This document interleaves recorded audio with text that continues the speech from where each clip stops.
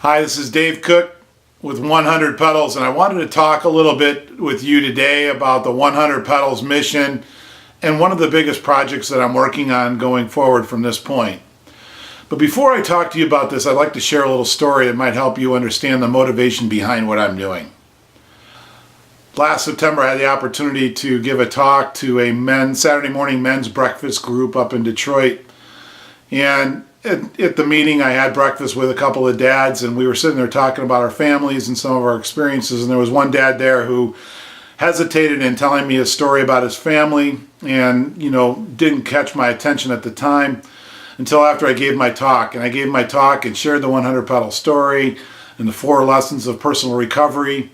And we had some great Q&A afterwards. And as I'm walking through the parking lot and heading to my car, the dad that I had breakfast with, who hesitated a little bit in telling me about his family, came up to me, and he was visibly shaken. He was clearly moved by the conversations that we had, the talk that I had given at breakfast.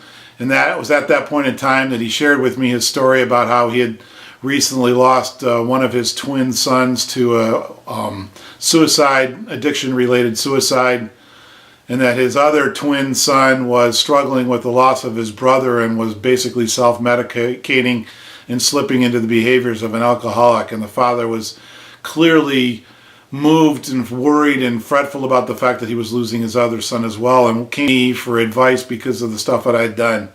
So we talked for a few minutes, and I went on my merry way as I normally do, mindful of what this guy had shared with me, and felt his pain, and certainly had a lot of empathy for his situation, because there's nothing worse than losing a child.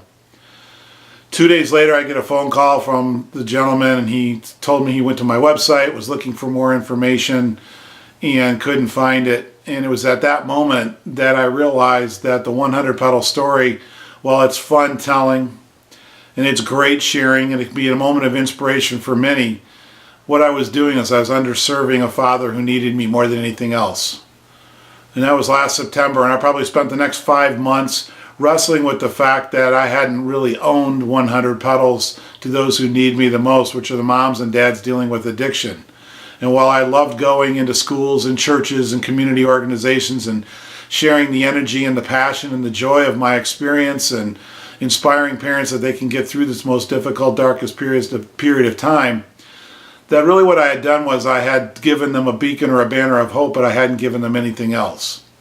And that's what 100 Pedals is about, is giving parents not only the message of hope and opportunity to get through this issue of recovery in their life, but it's to give them the tools and the resources and the coaching and the encouragement necessary to actually get through the difficult times day after day after day. So as I sit here before you and talk to you a little bit about 100 Pedals, and I know you've received numerous requests and asks for donations to the 100 Pedals drive and bike that I'm going on, effective April 20, I wanted you to think about that dad. And I wanted you to think about a man standing there, early 60s, shaking and trembling because he didn't know what to do as he was lost one son, and fearful that he was going to lose another. There's nothing more painful to these parents than the affliction that they are dealing with in adversity in their life. I've seen it, I lived it, I've experienced it, and I'm working hard to help other people find hope and opportunity through it. This trip is a significant investment in time, effort, and energy.